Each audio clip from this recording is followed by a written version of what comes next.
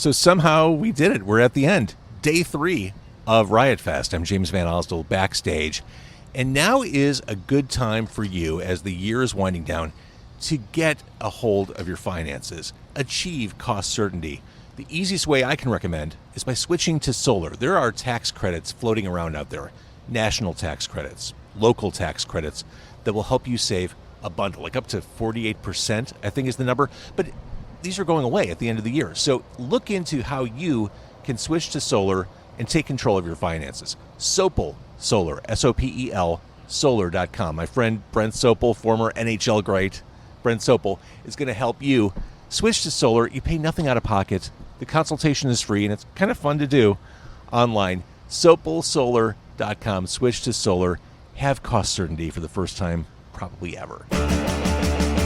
It's car con carne. Let's eat in the car. It's car con carne. And now here's the star of our show, James Van Osdol.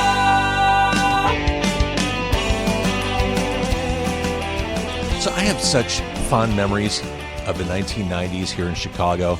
Just awesome memories of the music, the moments, the culture. But the thing is, the 90s they're in the past. They're in the rear view. You can't go back. Or can you? This book right here is your way into the past. It is 90 Days in the 90s, a rock and roll time travel story. It's like a time machine back to that period. You can join record store owner Darby as she jumps on the mystical gray line to time travel back to her carefree 20s and soak up all the nostalgia that she can. Get your hands on this brand new novel, 90daysinthe90s.com. You can get a signed copy while you're there. Or if you don't want to go there, just go to Amazon. If that's easier for you, fine. Go to Amazon. Go to any bookstore you buy your books from. 90 Days in the 90s. I'm going to hold it up again just because. All right, we're good. I have nothing prepared for you because I figured I didn't need to. No, absolutely. Let's roll. Let's roll. Those guys, Roll it. we're rolling. It's Car con Carne. Is that a Perrier? The Perrier is, yes. Absolutely. It's a watermelon one. Are you triple fisting your drinks I am. today? I am. Attaboy. Well, you're the talent today. You're allowed. Look at that. It's Kevin Singleton, a returning guest on Car con Carne. Night Spice. Damn that hot synth. Night Spice. Woo! Night Spice. Got us started today, day 3, Riot Fest.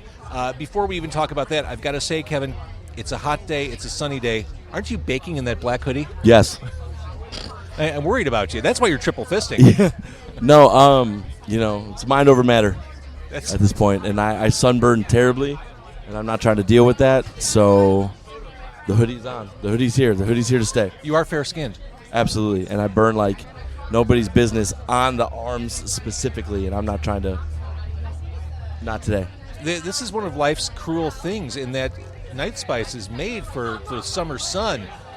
Night Spice is made for day drinking. No, Night Spice is made for nighttime, darkness.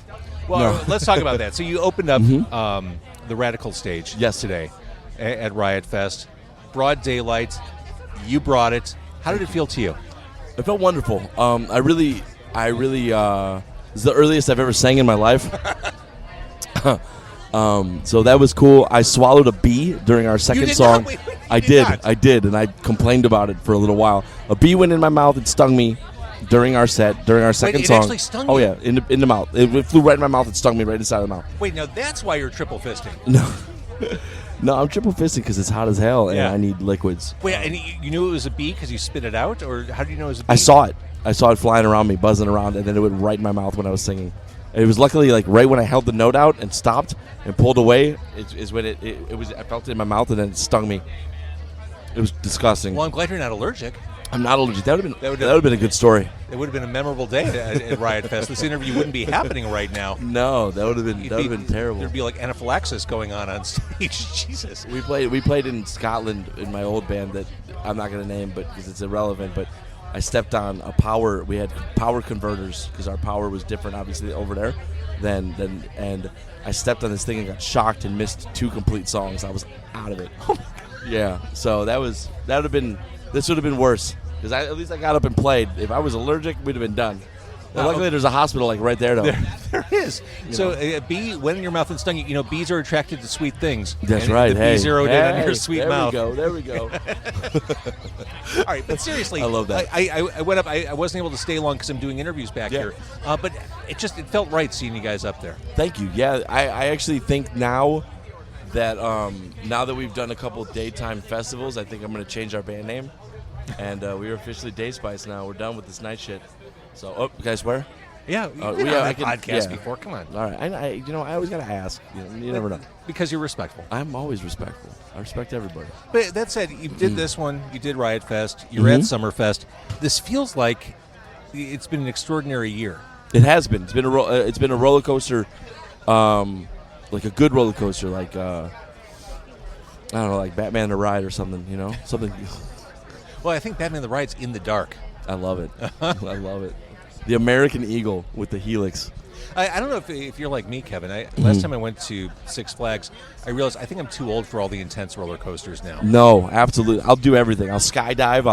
I'll bungee jump. I'll just let me have it. Let me do it all. You got that fearless kind of. I love it. I love the heights.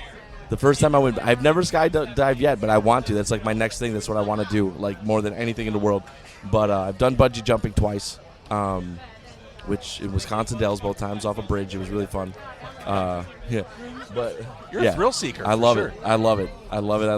And everyone I've talked to who's done skydiving says it's like one of the top 5 experiences of their lives. I still can't. I can't visualize myself doing that. I want to get so good at it to where like I get the squirrel suit and I can fly. You know, like that's what I want. That's what I want the most out of any sort of thrill-seeking situation, and that's just it. That's me. That's the peak for me. Well, we went down the rabbit hole. This has been a hell of a year for Night Spice. Thank you. And I brought the visual aid right here. Mm-hmm. The new release on compact disc. Yes.